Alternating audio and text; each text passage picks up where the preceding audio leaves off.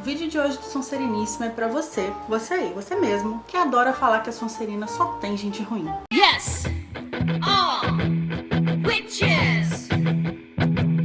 Eu não lembro se foi no final do ano passado ou no início desse ano, mas rolou uma treta homérica na internet por causa daquele aplicativo que o Pottermore lançou, que você colocava um selinho da sua casa de Hogwarts na sua foto das redes sociais. Eu achei uma ideia ótima, achei as faixinhas super bonitinhas, mas infelizmente a gente teve que lidar com pessoas virando para as outras e falando: nossa, mas você é Sonserina? Nossa, sério que você é Sonserina? Não acredito nisso. Nossa, mas Sonserina é muito coxinha. Eu fiquei bem incomodada com isso, não só porque eu sou Sonserina, mas porque hoje, olhando para a sociedade da forma que eu olho, me parece extremamente reducionista, simplista e muito errado você olhar para casas de Hogwarts dessa forma. Então hoje eu queria conversar com vocês sobre isso. A primeira vez que a gente ouve falar da Sonserina nos livros é quando o Harry tá experimentando as roupas dele no Beco Diagonal e ele encontra o Draco lá. E aí o Draco comenta algo tipo: tomara que eu vá pra Sonserina, eu tenho que ir pra Sonserina, algo assim. E aí o Harry sai de lá meio what the fuck Sonserina, e ele pergunta pro Hagrid. E o Hagrid diz que Hogwarts é dividido em 4 casas, Sonserina é uma delas e Sonserina não é uma casa boa. Eu vou ler pra vocês exatamente o que o Hagrid fala. O Harry pergunta o seguinte: e o que são Sonserina e Lufa-Lufa? Casas da escola, são 4. Todo mundo diz que Lufa-Lufa só tem panacas, mas aposto que estou na Lufa-Lufa, disse Harry deprimido. É melhor a Lufa-Lufa do que a Sonserina. Não tem um único bruxo, nem uma única bruxa desencaminhados que não tenham passado por Sonserina. Você sabe quem foi um deles. E aí depois, quando o Harry e o Ron estão no trem, o Harry pergunta pro Ron em qual casa que os irmãos dele estão. E aí ele responde: Grifinória. Mamãe e papai também estiveram lá. Não sei o que vão dizer se eu não estiver. Acho que a Corvinal não seria muito ruim, mas imagine se me puserem na Sonserina. Ao longo dos 7 livros, os Sonserinos com quem a gente mais tem contato são o Draco, o Crabbe, o Goyle e o Snape. Além disso, eventualmente um ou outro aparece um pouco mais, tipo a Pansy Parkinson, mas os que mais aparecem são esses 4. E no 7º livro, durante a Batalha de Hogwarts, depois que o Voldemort anuncia que se entregarem o Harry, ele vai deixar todo mundo livre, a Pansy Parkinson dá um passo à frente e diz para as pessoas pegarem o Harry e entregarem, porque ele tá logo ali e eles podem entregar ele pro Voldemort. Baseado nessas informações que eu dei até agora, a conclusão que a gente tem é de que a Sonserina é composta de gente escrota, composta de gente bosta. Mas vamos analisar criticamente o que acontece ao longo dos livros? A primeira coisa que a gente tem que levar em consideração é o ponto de vista do qual o livro é narrado. O Harry, que acabou de chegar no mundo bruxo, não tem informação nenhuma sobre a Sonserina. Ele não faz ideia do que eles são, comem, onde eles vivem.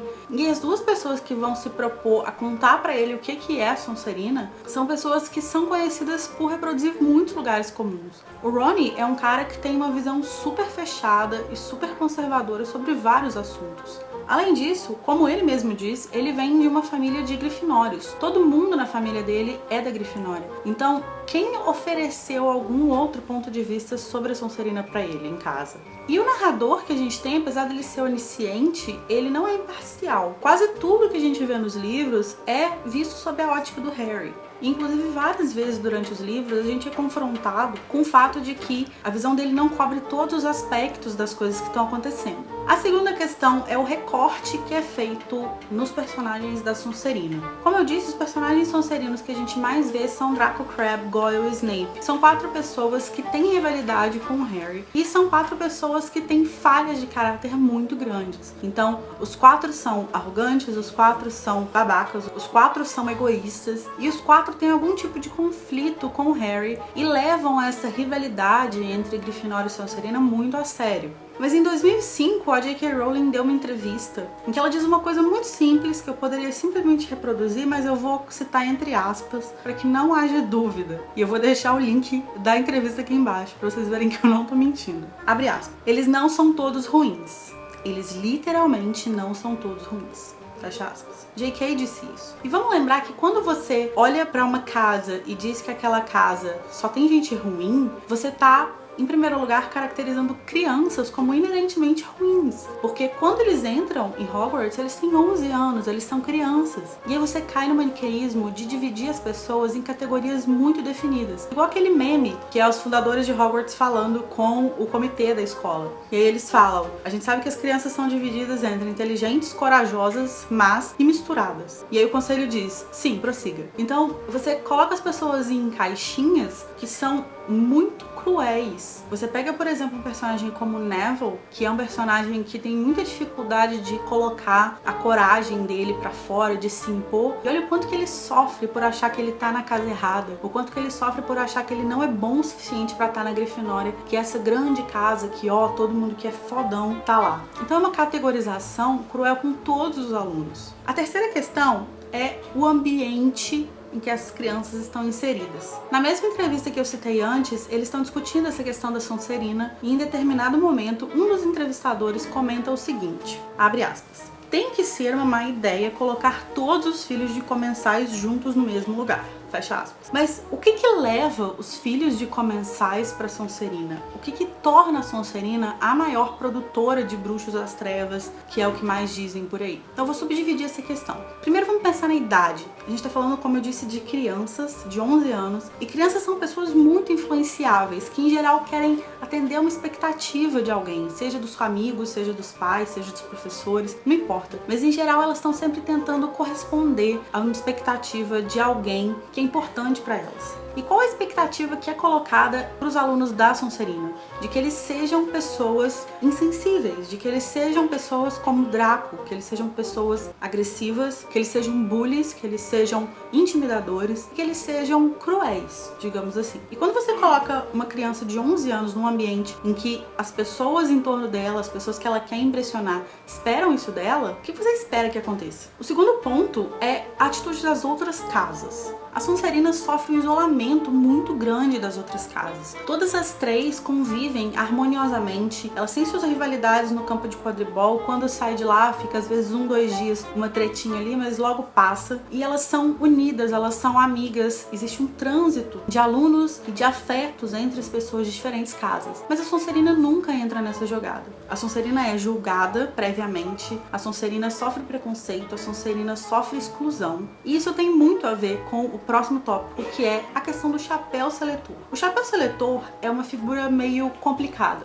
no universo Harry Potter. Por quê? Como a gente sabe, ele era o chapéu do Godric Gryffindor. E o Godric Gryffindor tinha um conflito com o Salazar Slytherin. E aí ele pega o chapéu dele e usa o chapéu dele pra ser aquele que seleciona as pessoas.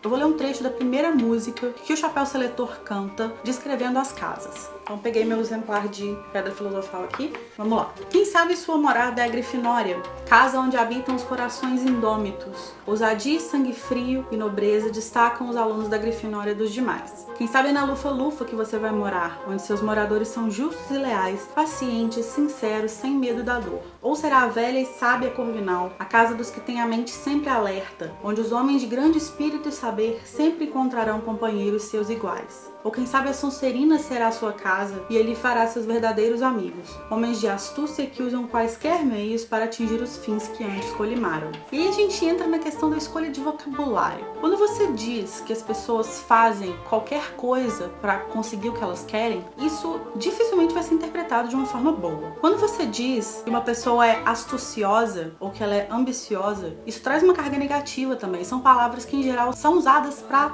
descrever depreciativamente alguém. Mas do outro lado a gente tem uma descrição incrível da Grifinória. Pessoas de coração indômito, bravas, é uma coisa linda. E as duas outras casas, a Corvinal e a Lufa-Lufa, você vê que elas são descritas positivamente, mas falta aquele furor que é usado para descrever a Grifinória. Então dá pra ver que a própria caracterização das casas pelo Chapéu Seletor já é tendenciosa. E então vamos pensar essa ideia de você dividir os alunos em casas. Beleza, é uma forma de estimular a competitividade e de você dividir as pessoas com base no que guia elas mais. Mas você considerar que a única característica que molda uma pessoa é aquela característica tida como definidora da casa onde a pessoa tá, é muito reducionista. E aí você pensa que os 4 fundadores tinham suas características que eles mais valorizavam, mas os 4 fundadores eles só conseguiram se juntar e montar a escola porque essas 4 características principais, quando colocadas juntas, elas se ajudam e não entram em conflito. E as pessoas que estão em cada casa, elas não são definidas só por aquela característica.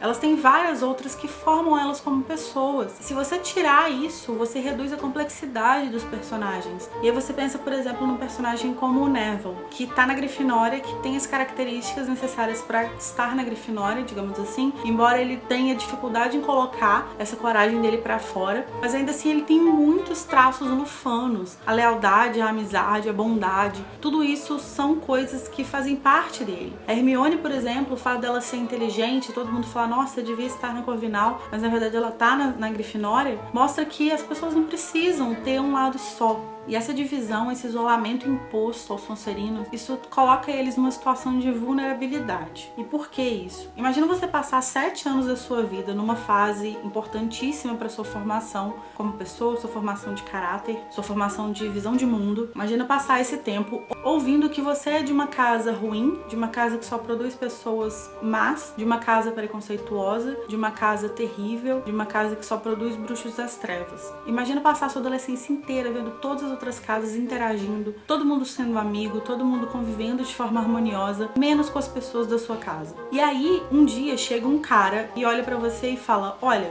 não é bem assim, você não é ruim, você tem valor sim. Tem uma galera que tá andando comigo que vai te valorizar. E se você vier andar com a gente, você vai ser bem acolhido, você vai ter uma recepção boa e a gente vai junto mudar isso que as pessoas fazem. As pessoas vão parar de te julgar dessa forma e vão começar a olhar pra você com respeito. E aí, ao seu redor, você vê que várias pessoas que você conhece, pessoas que conversam com você, pessoas que são seus colegas de classe, que dormem no mesmo quarto que você, todos eles estão se juntando a esse cara e eles estão falando, vem também, porque é muito bom, a gente se sente acolhido. São pessoas que passaram pelas mesmas coisas que você na escola e, portanto, entendem o que você sente. Pois é assim que o Voldemort se fortalece. E boa parte dos comensais iniciais, quando eles se juntaram ao Voldemort, eles não faziam muita ideia do que estava acontecendo. Eles não faziam ideia do que o Voldemort pretendia de fato. Isso é um paralelo muito interessante com a Alemanha nazista, por exemplo, em que os alemães foram seduzidos, foram manipulados, porque eles estavam num momento complicado, por baixo,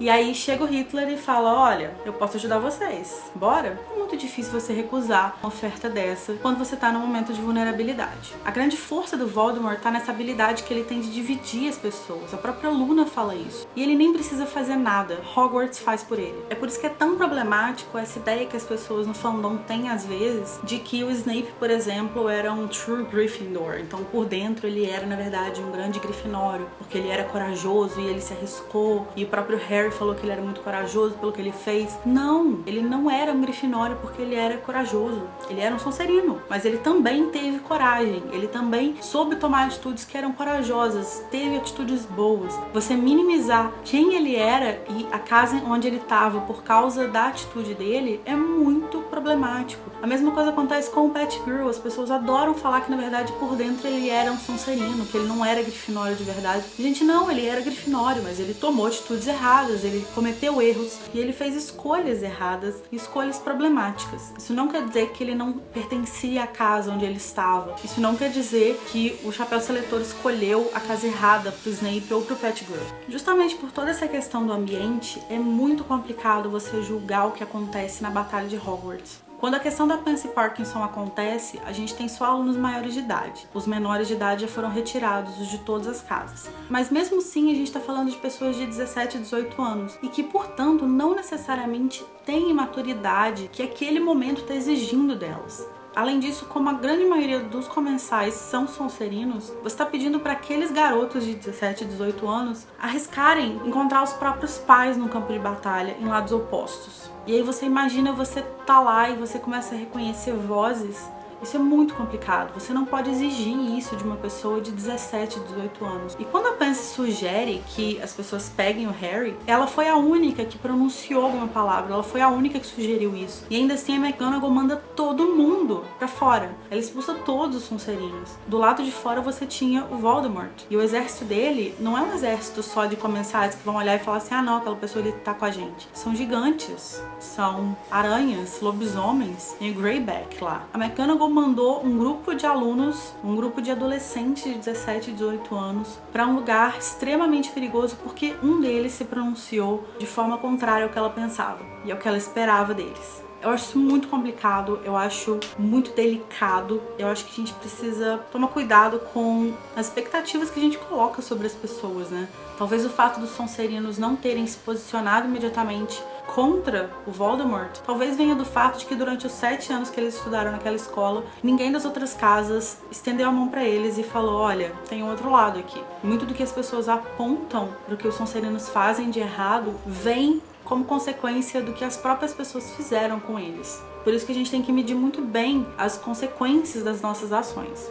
E o que a gente vê, na verdade, é que, infelizmente, esse estereótipo não foi quebrado, esse maniqueísmo continua valendo. Porque se a gente vê no epílogo que o Albus Severus tem tanto medo de ir pra Sonserina, é porque Sonserina ainda é vista como uma coisa ruim, ainda é vista como uma casa negativa. Ou seja, ninguém aprendeu nada, e as pessoas ainda não tomaram uma atitude que evite o surgimento de pessoas como Voldemort. Em breve vai surgir outra pessoa que vai manipular as pessoas da mesma forma, porque os membros da Sonserina continuam sendo excluídos e continuam sendo um alvo fácil. Mas então, se os Sonserinos não são ruins, se eles não são pessoas más, o que eles são? Os Sonserinos são ambiciosos, e isso pode ser bom ou pode ser ruim. Quando a gente olha pro lado ruim, a gente vê pessoas como Voldemort, que fez coisas terríveis, porque ele queria poder, ele queria conquistar o mundo bruxo. Quando a gente olha pro lado bom, a gente vê uma pessoa que não desiste do que ela quer. Ela quer conquistar alguma coisa e ela vai correr atrás disso e enfrentar os obstáculos que aparecerem pra ela. Isso não necessariamente é uma coisa ruim, pelo contrário. Os Sonserinos também são pessoas muito emocionais, mas eles têm uma tendência a não demonstrar esses sentimentos, essas emoções. Então eles meio que sofrem calados. Tem até um post do Tumblr que ensina como você diferenciar um Grifinório de um Sonserino. Quando você discutir com um Grifinório, ele vai sair do cômodo batendo a porta para que você veja quão puto ele tá com a situação. O Sonserino vai sair e deixar ela aberta, porque o que vai satisfazer ele é a ideia de que você vai ter que levantar para fechar. Os Sonserinos também têm muito senso de grupo, justamente por passarem por uma história de isolamento e de serem meio outsiders assim da escola, eles cuidam uns dos outros. Então o senso de grupo, o senso de união entre eles é muito forte. A gente também pode imaginar que os Sonserinos são as pessoas que têm uma conexão maior com a arte, porque eles têm muito essa coisa sensível, de sensação física mesmo. Então eles são pessoas que se preocupam com a estética, se preocupam com a forma das coisas, o que leva as pessoas em geral a ter uma conexão mais forte com a arte. E também por ter essa conexão com a questão visual,